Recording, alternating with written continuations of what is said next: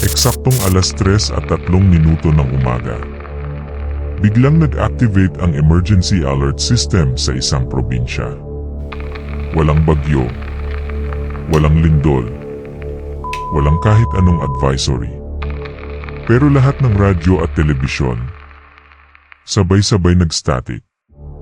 Kasunod nito, may isang boses na narinig. Hindi ito automated message. Hindi rin operator. Isa lang ang paulit-ulit nitong sinasabi. Patayin niyo ang ilaw. Akala nila hacker lang. Hanggang sa mawalan ng signal ang buong bayan. At sa loob ng ilang minuto, may mga ilaw na isa-isang namatay.